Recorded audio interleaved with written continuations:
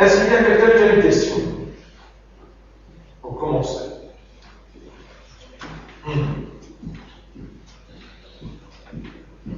Au nom du Père, du Fils et du Saint-Esprit, un seul de Amen. Le dernier point dont on a parlé la dernière fois, c'était que le Christ lui-même, il nous a dit, celui qui m'a vu a vu le Père. Celui qui m'a vu a vu le Père, et c'était avec Philippe, l'apôtre, qui a dit au Christ, d'accord, eh bien, montre-nous le Père et ça nous suffit. Alors il lui dit, écoute Philippe, tout ce temps je suis avec toi, tu ne me connais pas.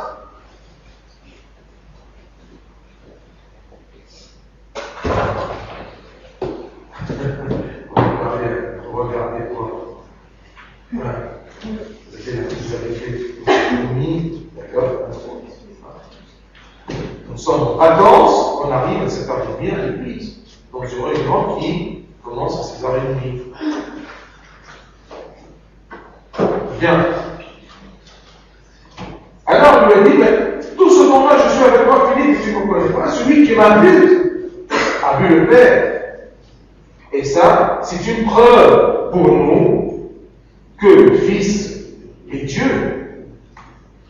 D'accord? Et pour le dernier point, ou l'autre point de notre filiation, qui diffère de la filiation du Christ à Dieu le Père, je vais vous citer des versets. Un verset qui parle à propos de notre filiation au Père. Et vous vous rappelez, notre filiation, nous, au Père, c'est par quoi? C'est par adoption. Quand nous sommes les fils de monsieur Untel et madame Untel, par nature. Nous avons la même nature que nos parents. Mais nous sommes fils de Dieu par adoption. Où on a trouvé ça? Soyez sûrs que notre foi chrétienne se base sur l'Évangile. Et je veux vous montrer que même cette idée-là, ce dogme, d'accord, cette croyance se trouve dans l'Évangile.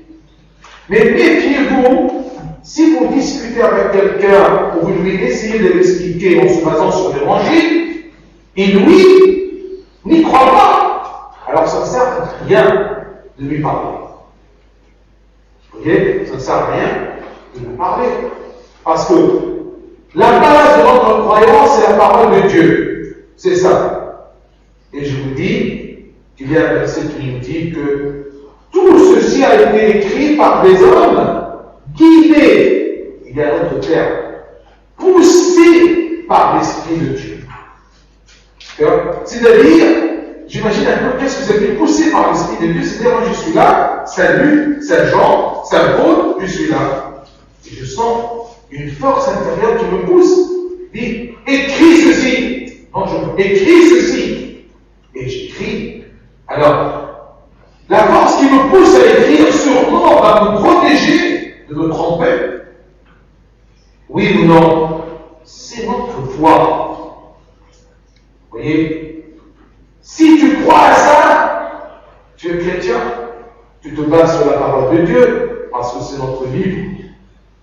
Vous voyez? Et on croit bien que c'est Dieu qui l'a écrit en utilisant des hommes.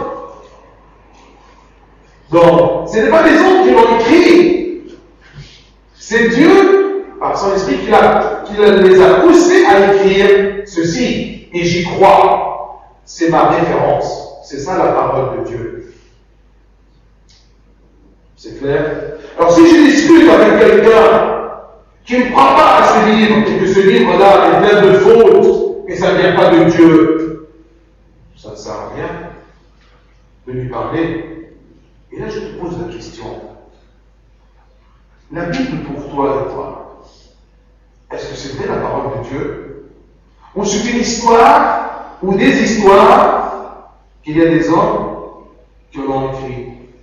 La Bible pour toi, c'est quoi? Est-ce que c'est vraiment la parole de Dieu? il y a des questions qu'on doit se poser pour savoir, mais est-ce que je suis chrétien ou non? Et qu'est-ce que c'est chrétien? Je vous ai dit que vous ne pouvez pas témoigner le Christ si vous ne le connaissez pas, si vous ne les aimez pas. Et vous ne pouvez pas aimer le Christ que si vous le connaissez. Alors, chaque fois que vous venez pour entendre ces études, si j'ose dire des études, ou ces sermons, où vous venez à l'église pour apprendre et vous posez vos questions, c'est une façon de votre part positive que vous voulez connaître Dieu. Et celui qui vient, Dieu va l'aider par son esprit. D'accord? L'esprit de Dieu qui va t'aider à s'illuminer pour comprendre, pour connaître Dieu. À ce moment, tu vas l'aimer. Et quand tu vas l'aimer, ce sera trop facile pour toi de le témoigner. Comme ils ont fait les apôtres. Ils étaient très simples d'esprit. Ils n'étaient pas des philosophes ni des docteurs. Mais tout simplement, ils ont vu, ils ont cru, ils ont témoigné. Ne me dis pas, mais Abouna, aujourd'hui je veux croire. Si je vois, d'accord, eh bien, je croirai, ce sera plus très facile. Attention. Ce n'est pas à croire parce qu'on a vu. Ça dépend du cœur, parce que Dieu travaille, non pas par les yeux, mais par le cœur. C'est pour cela que, dans le nom de Christ, le Christ lui-même était là. Et même après le Christ, il y avait des apôtres qui commettaient des miracles et témoignaient le Christ soutenu par des miracles matériels. Et malgré ça, il y a beaucoup de gens qui n'ont pas cru. Oui ou non?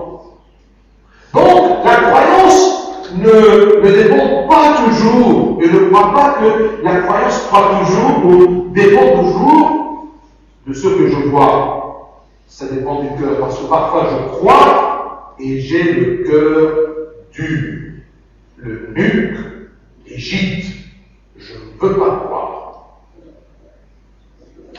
Ne pense pas que si tu aurais vécu le temps de Christ, ça sera beaucoup plus facile pour toi de croire. C'est pas vrai, parce qu'il y a des gens du temps de Christ, ils ont vécu, ils ont vu, ils n'ont pas cru. Les autres, ils ont cru, oui, parce qu'ils ont vu, mais leur cœur a répondu à l'œuvre de l'Esprit de Dieu. Vous voyez? Parce que suivre Dieu par ta nature humaine, c'est trop difficile. Qu'est-ce qui t'aide à suivre Dieu? C'est tout simplement l'œuvre de Dieu en toi. C'est ça, c'est ceci qui t'aide, c'est cette force qui t'aide. C'est clair? Commencez, si vous voulez être chrétien, commencez dès maintenant de chercher à connaître Dieu. Vous voyez? À connaître Dieu. Peut-être parfois, et par les circonstances de votre immigration et de ce pays, d'accord, eh bien, on vous présente toujours la messe, la liturgie. À travers la liturgie, vous ne comprenez pas toujours, vous ne connaissez pas toujours Dieu. Mais maintenant, vous avez des réunions, vous avez des retraites, des jours spirituels où il y a des études bibliques. Alors, faites un progrès d'y aller pour apprendre et pour commencer à connaître Dieu. D'accord? Bien. Alors, qui nous a dit que nous sommes fils de Dieu et que nous sommes adoptés par Dieu? C'est écrit. Saint Paul, le meilleur professeur, ou le maître très connu dans le Nouveau Testament parce qu'il a écrit la moitié du Nouveau Testament, il nous dit dans son épître aux Galates, qu'est-ce qu'il nous dit?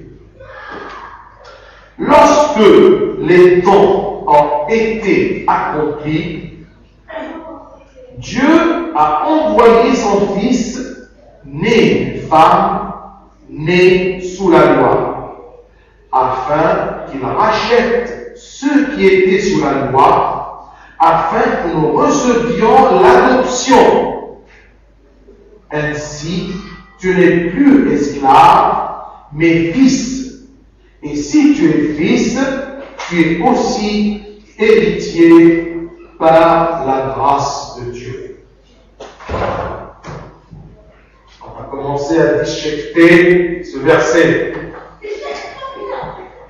Lorsque les dons ont été accomplis, vous vous rappelez la dernière fois, il y a la jeune qui a posé la question de pourquoi Dieu a entendu tout ce qu'on-là, depuis Adam jusqu'à le Christ, des siècles et des siècles, pour commencer à faire le salut.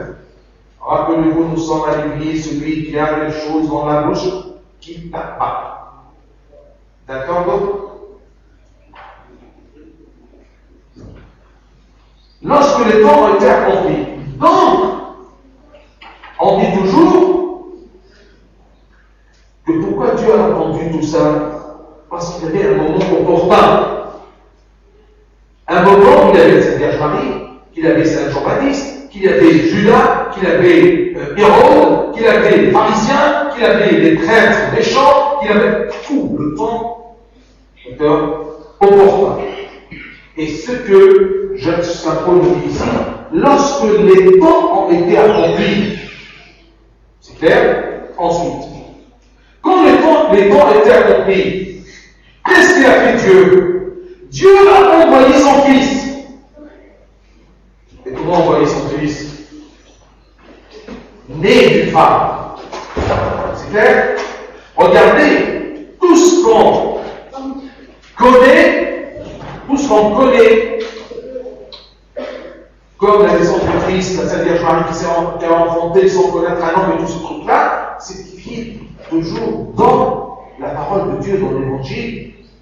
Ce n'est pas les hommes de l'Église qui vous font apprendre des choses que eux l'ont inventées. Non, c'est écrit. Lorsque les temps ont été accomplis, Dieu a envoyé son Fils, né d'une femme. Né sous la loi. Quelle loi? Quelle loi? Sous la loi. La loi de Dieu. N'oublions pas qu'il était né d'une femme juive. Et ça a pris beaucoup de temps pour préparer le peuple juif, duquel le Christ va venir.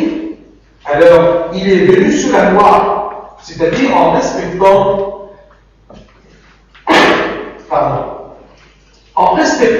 la loi de Dieu. Et pourquoi c'est écrit et précisé de Saint Paul qu'il est né sous la loi? C'est-à-dire, il est né en respectant la loi de Dieu, pour que personne ne lui reproche qu'il a transgressé. Mettez-vous bien à l'église. Regarde les filles, tu es malade? D'accord, tu vas essayer. D'accord, dans le métro, dans la voiture. Mais écoutez, vous allez respecter Dieu en respectant le comportement à l'église. Désolé de vous le dire. D'accord? Différenciez toujours que, ou bien vous êtes dans un jardin, ou dans la maison de Dieu. D'accord? Je vous répète les choses vraiment, excusez-moi de le dire, honteux. D'accord? Un Anglais de l'Angleterre, il m'a dit qu'il y a des Anglais qui sont rentrés à l'église Scott en Angleterre. Ils étaient vraiment émus de la piété des Coptes. Vous savez qu'est-ce qu'ils ont dit? Vraiment, les Coptes, ils aiment beaucoup Dieu, mais ils ne le respectent pas.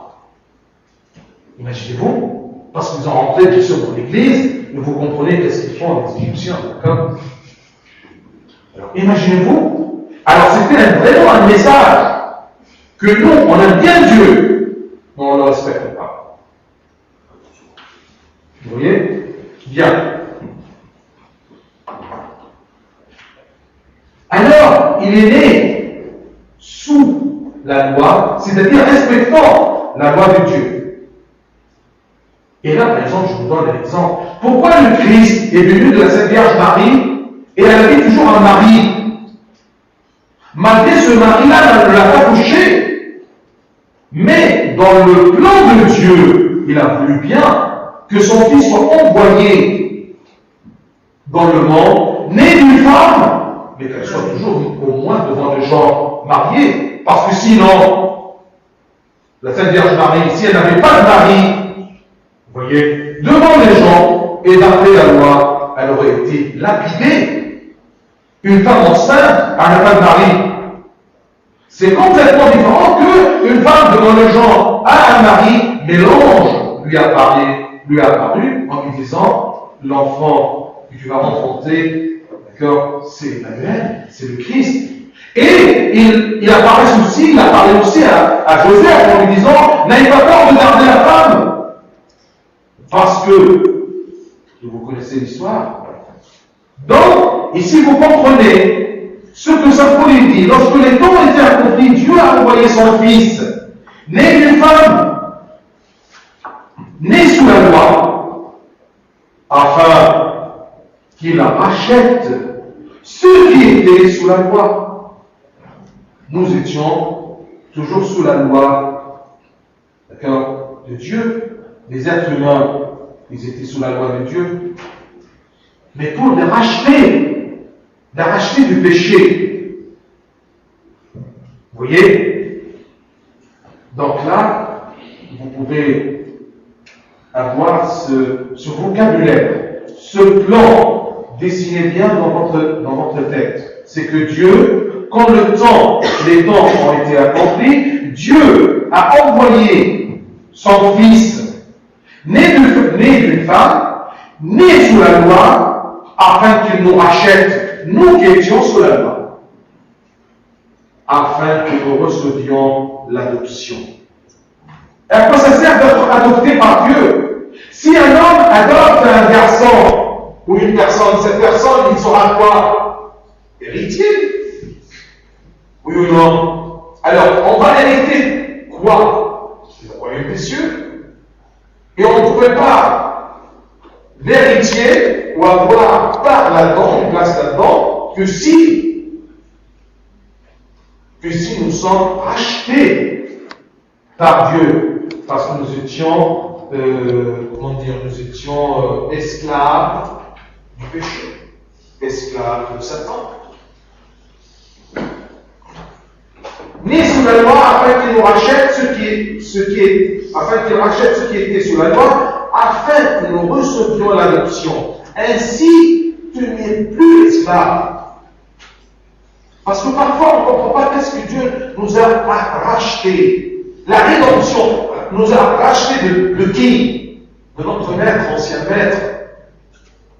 C'est Satan, c'est la mort. Mais lui, il est venu né d'une femme, sous la loi, pour nous racheter et pour nous donner l'adoption, pour être fils de Dieu. Ainsi, tu n'es plus esclave.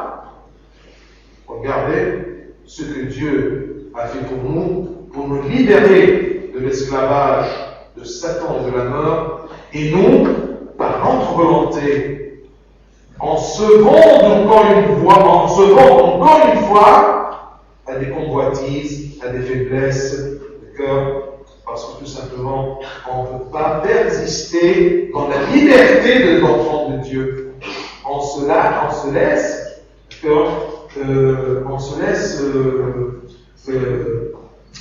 sous la soumission du péché de Satan. Afin que nous recevions l'adoption, ainsi tu n'es plus esclave, mais fils. Et si tu es fils, tu es aussi héritier par la grâce de Dieu. Toujours vous trouvez ce mot-là, la grâce de Dieu, par la grâce de Dieu. Tu ne mérites rien. Quelle est la différence entre grâce et quelque chose qui est en droit? Je vous rappelle l'histoire de Napoléon. Qui se rappelle de l'histoire de Napoléon pour comprendre qu'est-ce que c'était une grâce? Je l'ai répété plusieurs fois. Vous l'avez oublié? Bien. Qu'est-ce que c'est une grâce? La grâce de Dieu. Tu te rappelles, Marie? Tu es sûr? Peut-être quand je commence. Bien. Alors, Napoléon, commis une faute grave. Alors, il a jugé sa mort. Ce soldat-là doit être exécuté. Alors, la mère de ce soldat, elle est venue devant Napoléon pour le supplier de pardonner son fils. Alors, qu'est-ce qu'il lui a répondu? Il a répondu Napoléon. Elle est venue pour le supplier en disant, eh bien, aie pitié de mon fils, donne-lui la grâce de vivre. Il a répondu, ton fils ne mérite pas de vivre. Alors, elle lui a dit, mais s'il mérite, ça n'aurait jamais être une grâce, parce que la grâce, on ne la mérite pas. C'est clair? Si c'est un mérite, où est la grâce? La grâce, c'est toujours que je te donne quelque chose que tu ne la mérites pas. On ne peut jamais mériter une grâce. Parce que si on la mérite, ce n'est plus une grâce. Alors Napoléon, devant ce raisonnement-là, il a pardonné à ce soldat. Donc, tout ce que Dieu nous donne, c'est une grâce. Je ne mérite rien. Même si Dieu me donne la vie, c'est pas parce que je mérite la vie, c'est mon droit. Tu peux dire ça? Non. Donc, tout ce que Dieu nous donne, même cette adoption-là, qu'on devient les enfants de Dieu par adoption, eh bien, c'est une grâce. Par l'adoption, nous devenons des fils, non plus des esclaves, et on devient des héritiers du royaume des cieux. C'est par grâce, ce n'est pas par mérite. On relit alors ce grand verset-là. Maintenant, je crois, j'espère que vous le comprenez mieux. Sauf la partie sous la loi, d'accord, sous la loi, nous qui sommes sous la loi, ou ceux qui ont été sous la loi. Bien sûr, il parle à propos du peuple juif qui était sous la loi. Et ce peuple juif était sous la loi, mais ils sont toujours sans incapacité de suivre la loi de Dieu. Parce que ça soit clair, comme je vous ai dit au commencement, tout ce que tu fais comme prière, comme jeûne, comme vertu, eh bien, ça ne vient pas de toi, mais ça vient de l'Esprit de Dieu qui est en toi. Ton rôle est tout simplement d'accepter l'œuvre de l'Esprit de Dieu en toi. Mais toi, par ta nature, tu ne peux rien faire. C'est pour cela que le Christ nous a dit, par moi, vous pouvez faire tout. Et aussi, il y a un verset qui dit, sans moi, vous ne pouvez rien faire. Sans moi, c'est-à-dire, sans l'Esprit de Dieu en toi. Prier, c'est trop difficile de prier. Qu'est-ce qui nous aide à prier? C'est toi qui pries? Eh bien non. C'est l'Esprit de Dieu qui est en toi qui t'aide à prier. Les gens qui n'arrivent pas à prier, ce sont des gens tout simplement qui ont refusé l'œuvre de l'Esprit en eux. Ils ne peuvent rien faire seuls. Et c'est ça que l'Évangile, il y a un verset qui nous dit, l'Esprit qui est de Dieu qui est en nous, c'est lui qui témoigne et nous aide à dire notre Père. C'est cet Esprit de Dieu qui nous aide à dire, d'accord, au Père, que vous êtes notre Père qui est aux cieux. Relisons alors ce verset-là. J'espère qu'il est plus clair. Lorsque les temps ont été accomplis, Dieu a envoyé son Fils, né d'une femme, né sous la loi, afin qu'il rachète ceux qui étaient sous la loi, esclaves de la loi, afin que nous recevions l'adoption. Ainsi, tu n'es plus esclave, mais fils. Et si tu es fils, tu es aussi héritier par la grâce de Dieu.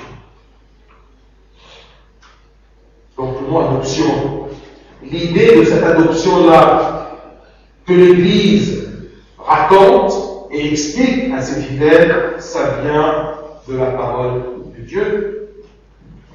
Un autre verset. C'est Saint Jean qu'est-ce qu'il dit? À tous ceux qui l'ont reçu, elle a ressorti qui? À tous ceux qui l'ont reçu. C'est le Christ. D'accord? À tous ceux qui l'ont reçu, à ceux qui croient en lui. Parce que recevoir le Christ, c'est quoi? Il n'est plus parmi nous. Alors nous, en 2007, recevoir le Christ, c'est quoi? C'est croire en lui. À tous ceux qui l'ont reçu, à ceux qui croient en son nom, il a donné le pouvoir de devenir enfant de Dieu. Imaginez-vous que devenir enfant de Dieu par adoption, c'est un pouvoir. Oui, bien sûr, un pouvoir de ne plus être un esclave, mais un fils. Et un fils de qui? C'est pas un fils de monsieur et madame Intel, un fils de Dieu. Est-ce que je me comporte comme un fils de roi? Un fils d'un homme? Non! Fils d'un homme, fils d'un roi. Tu dois te comporter comme un fils de roi des rois. Vous voyez la responsabilité qui est sur nos épaules? À tous ceux qui l'ont reçu, à ceux qui croient en son nom, il a donné le pouvoir de devenir enfant de Dieu. Donc, ce titre-là, ce n'est pas l'Église qui t'a donné. C'est Dieu qui nous explique à travers les hommes qui ont écrit ceci dans sa parole. On se base toujours sur ça. N'oublions jamais ceci.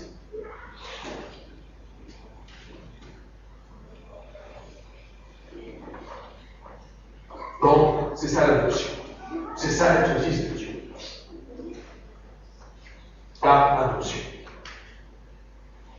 Il y a des témoignages aussi dans l'Évangile ou dans la Bible que Jésus, cet enfant né de la femme, que Jésus est le Christ, fils de Dieu. Prenons par exemple une scène très importante, parce qu'il y a des gens qui vous disent, mais qui a dit que Jésus, oui c'est le Christ, mais qui a dit que le Christ est le Fils de Dieu? Alors, vous entendez ça, ceci, et bouche pleine. Ah oui, c'est vrai. Est-ce que c'est écrit? C'est où? Eh bien, il y a une petite histoire. De cette façon-là, en étudiant le credo, on commence à connaître un peu les petites histoires et les scènes qui sont là et à travers lesquelles on peut connaître le Christ, qu'est-ce qu'il a fait, qu'est-ce qu'il a dit.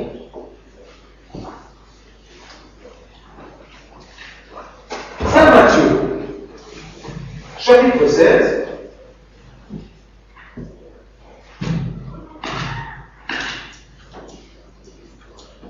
Qu'est-ce qui s'est passé?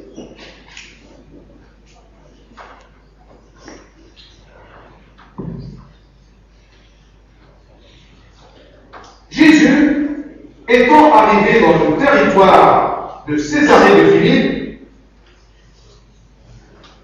est arrivé dans un endroit, demanda à ses disciples. Le Christ arrive, il voit ses disciples qui sont là, il commence à leur demander: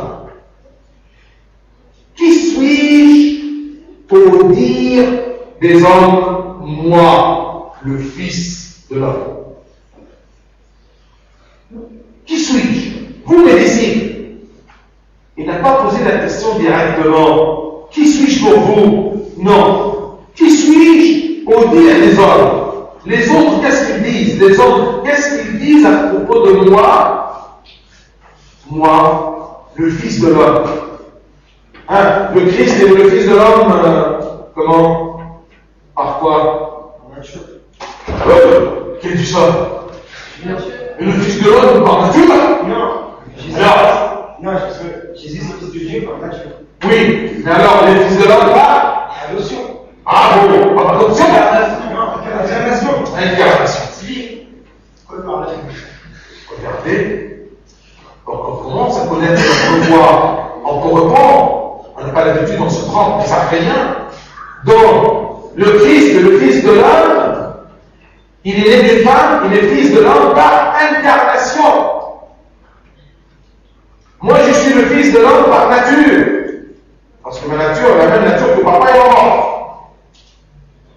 Mais le Christ est le Fils de Dieu par nature. Parce que la nature du Christ est la même nature que Dieu. Le Christ est Fils de l'homme par incarnation. D'accord? Moi je suis Fils de l'homme par nature et Fils de Dieu par adoption. Donc, il leur a posé la question, au dire des gens, moi le Fils de l'homme, je suis qui? Il répondit, les uns disent que tu es Jean-Baptiste. Les gens qui disent ça. Les autres, Élie, le prophète de l'Ancien Testament qui s'est incarné. Les autres, Jérémie, ou l'un des prophètes. Ils m'ont bien laissé. D'accord? L'idée des gens à propos du Christ, c'est comme la plupart de nous aujourd'hui. Pour toi, le Christ qui a marché sur ses pieds, qui a eu la chair que tu as vue. Imaginez-vous maintenant que le Christ est parmi nous. Pour vous, pour chacun d'entre nous, il est qui? Qu'est-ce que vous allez dire de lui? C'est Jean-Baptiste? C'est Élie? C'est Jérémie? C'est un des prophètes? C'est un bonhomme? C'est un homme gentil? C'est qui? Et vous, leur dit-il, qui dites-vous que je suis? Ah, une question qui les a coincés. C'est bien que ça c'est le dire des autres. Mais vous, mes disciples, qui suis-je pour vous? Malgré que je suis devant vous un homme, un fils de l'homme, né d'une femme, sous la loi, je suis juif. Pour vous, qui suis-je? Simon-Pierre répondit, tu es le Christ, le Fils du Dieu vivant. Est-ce que vous voulez des choses de plus claires que ça? Alors, Saint-Pierre, ce pécheur, il ne comprend rien que dans les poissons. Comment il a pu dire ceci? Qui lui a révélé ceci? C'est l'Esprit de Dieu qui travaille en lui. Ce n'est pas facile. Mais je demande, toi, Pierre, Saint-Pierre, mais qu'est-ce que tu as vu pour dire ceci? Mais tu as vu les mêmes choses que les autres ont vu. Et les autres, qu'est-ce qu'ils ont dit? Élie, Jérémie, un des prophètes. Mais toi, Saint-Pierre, et en disant ça, est-ce que vous croyez que le Christ lui a dit, non, non, c'est bon? Non, ne dis pas ça. Il a accepté. Jésus, reprenant la parole, lui dit, tu es heureux, Simon, fils de Jonas, car ce ne sont pas la chair et le sang qui t'ont révélé cela. Ce n'est pas un homme qui t'a révélé cela, mais c'est mon Père qui est dans les cieux. Dans notre foi, c'est la foi que Saint Pierre a prononcée en disant quoi? Tu es le Christ. On sait bien qu'il est Jésus, parce que Jésus, comme on a dit dès le commencement du credo, c'est son prénom. C'est son état civil. Il s'appelle Jésus. Mais toi, Jésus, homme né d'une femme, eh bien, tu es le Christ, première chose. Et deuxième chose, le Fils du Dieu vivant. C'est écrit ou non? D'accord? Alors si je vais chez quelqu'un en me disant, mais toi, comment tu dis que Jésus, votre Jésus là, c'est Fils de Dieu? D'accord? Et il est le Christ. Oui, le Christ, c'est un sous-titre. Mais qu'est-ce que c'est le Fils de Dieu? C'est écrit Fils de Dieu? Il a dit lui-même qu'il est Fils de Dieu? Alors tu me dis, oui.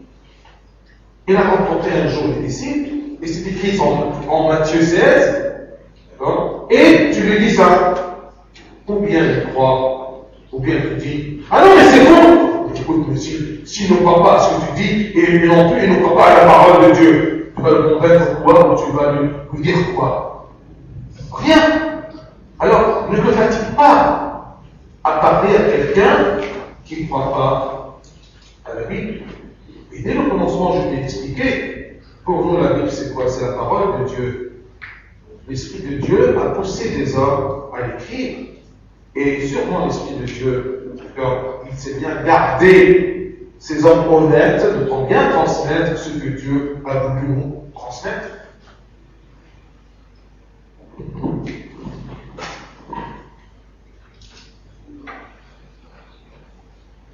Un autre verset.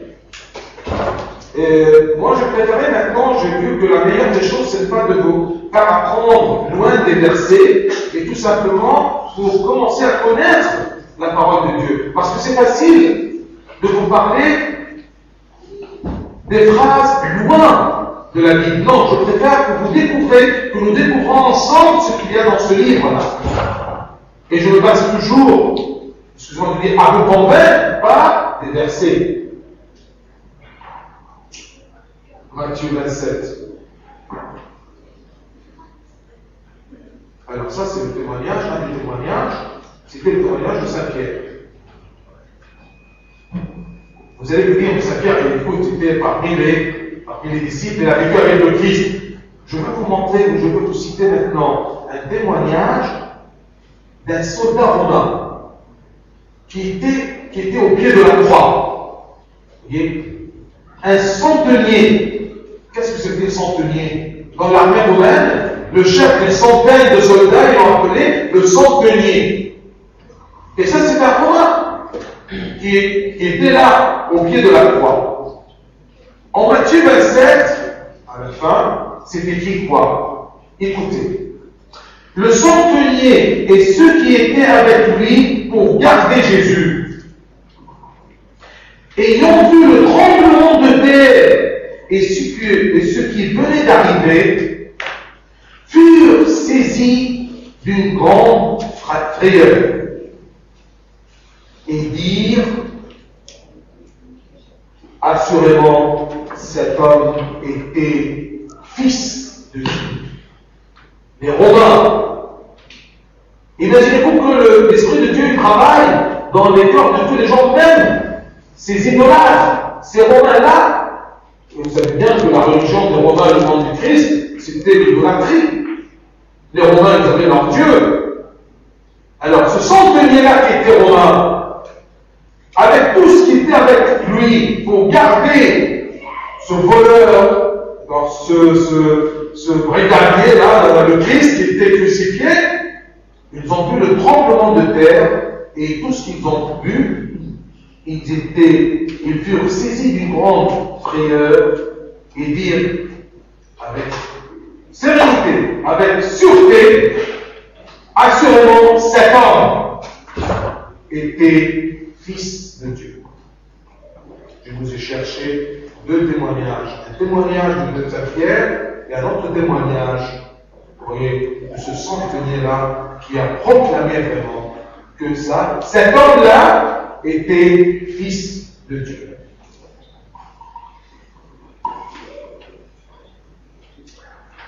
Je vais terminer cette partie-là en vous citant un verset très important.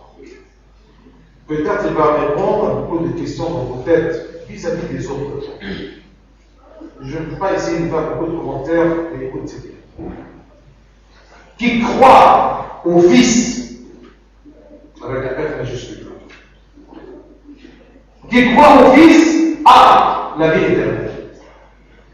Qui refuse de croire au Fils ne verra pas la vie, mais la colère de Dieu demeure sur lui. Répétons et comprenons. Qui croit au Fils a la vie éternelle. Qui peut me dire pourquoi? Pourquoi? Celui qui croit au Fils a la vie éternelle. Avec tout ce que l'on vient de dire, à votre avis. Vous n'allez pas dire tout, chacun essaie de dire un point. C'est difficile? Un peu plus fort. tu prends un micro, s'il vous plaît, enfin, il y a un courageux qui a commencé à parler. Quand on parle, on se trompe, on apprend. Parce que quand, ici, vous vous taisez, d'accord, mais devant les gens, quand ils vous posent des questions, vous essayez de parler, vous parlez n'importe quoi, vous sentez que vous ne connaissez rien du tout et vous êtes gêné, et vous doutez de votre croyance. Soyez sûr que toutes les questions ont des réponses, parce que c'est la vérité. Quand vous n'arrivez pas à répondre, même à vos questions à vous-même, c'est par votre ignorance. Vous ne connaissez pas la vérité. C'est pour ça que vous ne savez pas comment répondre. On apprend ensemble. C'est ça le rôle de l'Église. Maintenant, vous êtes là. Dites. Pourquoi ceux qui croient au nom du Seigneur, au nom du Fils, ils ont la vie éternelle? Quand on croit au Fils, on devient fils de Dieu par adoption, selon le premier verset que vous avez dit. Et comme on devient fils par adoption, on devient aussi héritier, donc héritier du royaume des cieux, et donc on a le royaume des cieux. Qui a dit, tu peux continuer? Tout ce qu'il a dit juste. J'ai pas compris. Tu n'as pas compris? Répète, dis-le. Viens, monsieur. Viens. Mais viens! Que tu vois. Sois sûr de toi-même. Ou bien tu crois, ou bien tu crois pas. Ou bien tu comprends, ou bien tu comprends pas. Non, je ne veux pas comprendre. Mais essaye de faire. Entraîne-toi tout simplement. Si tu t'expliques à ton frère, après ça, si quelqu'un te pose la question, d'accord, tu pourras témoigner du Christ et tu seras fier de ton Christ. D'accord? Alors, ce bonhomme-là, d'accord, eh bien, c'est juste, c'est 100% juste. Comme on est. La question, c'était tout ça qui ne pas bien. C'est comme ça qu'on apprend. Pourquoi on dit celui qui croit au nom du Fils, il aura la vie éternelle? Si on croit au Fils, et on sait que le Fils c'est Dieu, donc on croit à Dieu, donc ça fait qu'on est fils de Dieu par adoption selon des versets. Voilà. Donc on devient aussi héritier puisqu'on est le Fils, et comme on est héritier du royaume des cieux, on aura le royaume des cieux. Et le royaume des cieux, c'est la vie. Parce qu'il y a une vie qui peut exprimer. Tout ce qu'il a dit, c'est juste, mais c'est la façon d'exprimer. Il y a quelqu'un qui est plus enraciné, alors peut exprimer plus clairement et plus sûrement. C'est tout, c'est juste. Qui peut nous expliquer?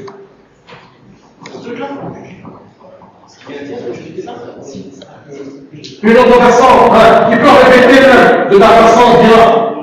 Oui, parfaitement, on prie pour nous tous. Comment? Par la croyance au nom du Fils, on a la vie éternelle. Alors, si tu vois un point différent, disons que tu n'as pas de parents. D'accord? Tu as des parents qui viennent t'adopter. Donc, tu hérites de leur maison. Qu'est-ce que tu as dans ma bouche? Je vous donne. Alors, il va expliquer, d'accord, comment, d'accord, être dans la vie éternelle, avoir la vie, d'accord, il ne respecte pas ni la maison de Dieu, ni Dieu. Ça, c'est pas grave. Et je viens de dire, s'il vous plaît, ne rentrez pas avec le chouton. Allez, dis. Quand tu es adopté, d'accord? Tu hérites de l'héritage de tes parents qui t'ont adopté. Par exemple, si tu as une maison qui coûte par exemple 1 million d'euros, tu hérites une maison qui coûte 1 million d'euros. C'est-à-dire que. Tu continues. On va voir, parce que j'ai choqué avec son chouton. Allez-y. Qui peut dire? Voyez, ça ne paraît pas. J'ai oublié la question. Ça paraît, c'est pas grave. Vous sortez d'ici et vous avez cru que vous avez compris tout. D'accord? Et quand vous répétez, vous n'arrivez pas à répéter parce que vous n'avez pas l'habitude. Okay? Alors, s'il vous plaît, quand je vous dis, lisez par exemple Saint Matthieu chapitre 10. Allez répéter. Vous sortez parfois de l'école, et ça c'est le problème. Il y a des gens qui étudient beaucoup chez eux, mais ils n'ont pas la méthode. Et c'est pour cela que, quand vous avez cru que vous avez compris quelque chose d'une leçon, fermez, d'accord, fermez le livre et essayez d'expliquer. À vous-même, dans votre chambre. Étudier, on a besoin du temps. Les gens qui ont de mauvaises notes, ce n'est pas parce qu'ils sont bêtes, non, c'est parce qu'ils ne donnent pas le temps à leurs études. Vous voulez terminer, vous avez cru qu'en lisant, d'accord, vous avez compris tout. Bien faire et devant le prof à l'euro, vous n'arrivez pas à vous exprimer. Pourquoi? Parce que vous n'êtes pas entraîné à parler. D'accord? Reviens Marc. Reviens, parce que je vais choquer un peu avec son cheveu. Elle est toujours là? Maintenant, tu pourras parler. On ne peut pas parler à propos du roi des rois. Avec mon cheveu. Allez. Quand tu es adopté, c'est quoi ton statut par rapport à tes parents qui t'ont adopté? C'est juste un adopté ou tu es vraiment leur fils? Voilà, tu es leur fils. Donc tu deviens le fils des deux personnes qui t'ont adopté. D'accord? Quand tu deviens le fils de ces deux personnes-là, quand tu grandis, tu as la majorité, et chaque des parents, ils décèdent. Ils héritent de leur maison. Parce que tu es vraiment devenu leur fils. Devant l'État, et c'est un exemple. C'est la même chose pour ce que je viens de dire à vous. Tu reconnais que ça, ce sont tes parents. Voilà. C'est ça, croire en eux. D'accord? Mais si par exemple, dans ton exemple, après, déjà juste ce point-là, d'accord? Si tu es les parents de monsieur et madame Intel, c'est clair? Mais on te pose la question, est-ce que tu es le fils de ces deux? Et tu dis non. Tu pourras l'héritier? Tu pourras être leur fils?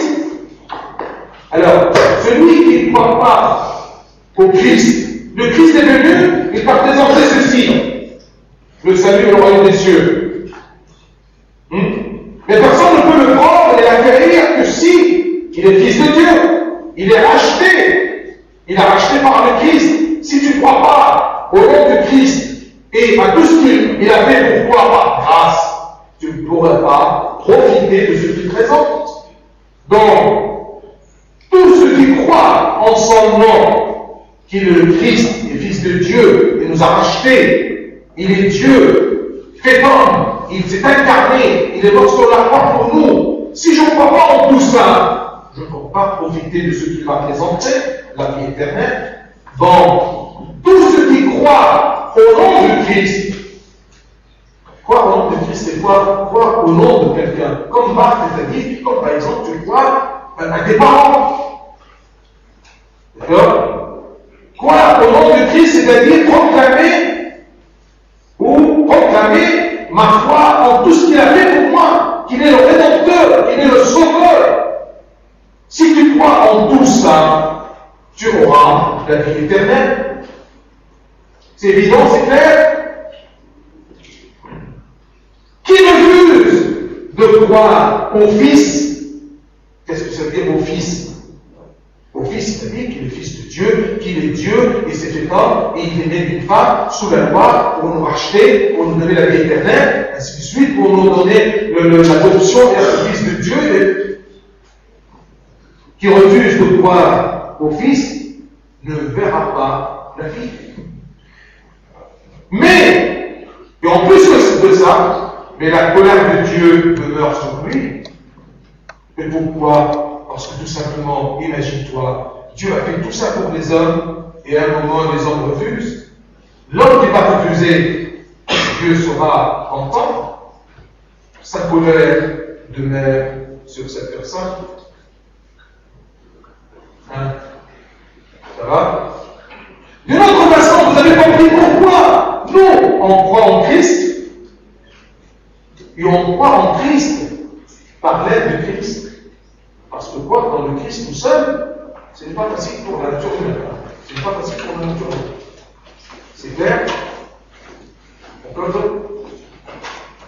On va faire un petit champ. Et celui qui a une question, il me la pose. Est-ce que c'est clair? C'est clair? clair ce que j'ai dit?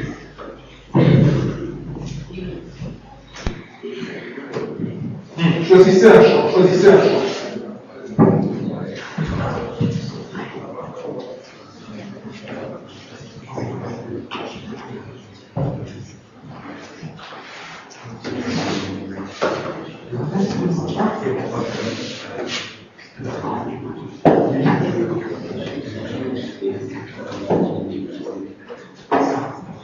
Ah oui, d'accord. Qui a choisi? Qui va nous guider dans le champ?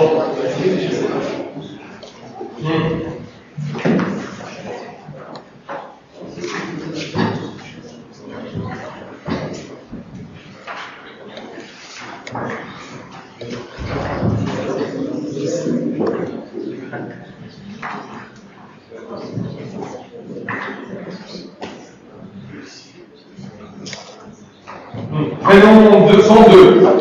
J'aime bien ce chant-là. Bien, 102.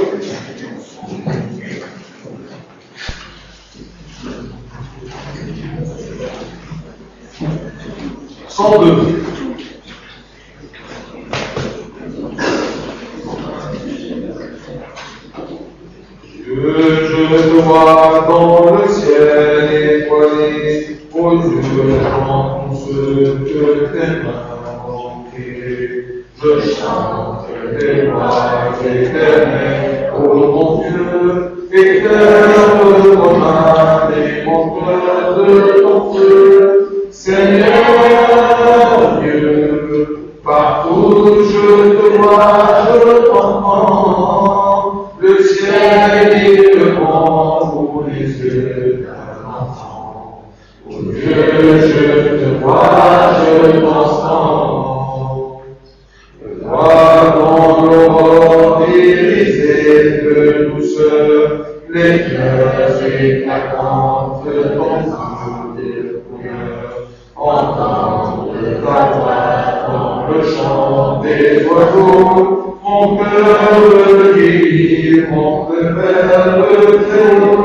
Seigneur Dieu, partout je te vois, je t'entends, le ciel et le monde pour les yeux d'un enfant.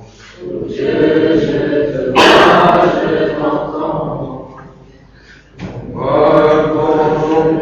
Contempler en priant, Jésus pardonné, je l'adore, je l'entends. Jésus, mon sauveur, ton amour m'envahit, je viens te prier, humblement recueilli. Seigneur Dieu, partout je te vois, je t'entends, le ciel et le vent pour les yeux d'un enfant.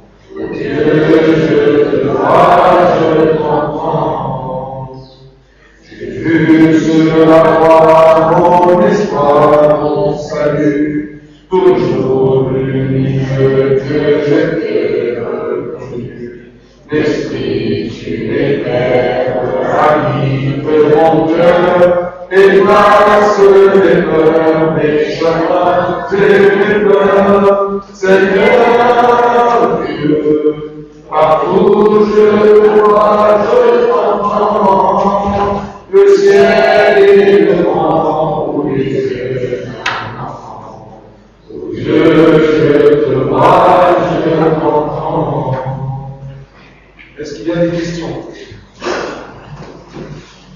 Demain, à Villejuif, il y aura une journée spirituelle, une demi-journée plutôt pour les lycéens. Le matin, ça va commencer de 8h jusqu'à 10h par une messe.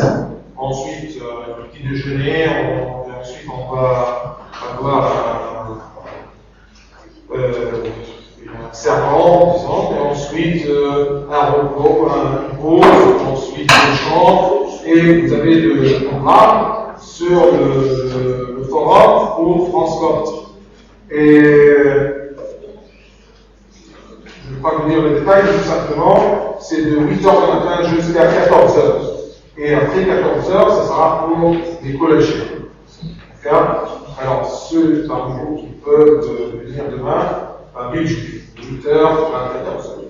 Est-ce qu'il y a des questions?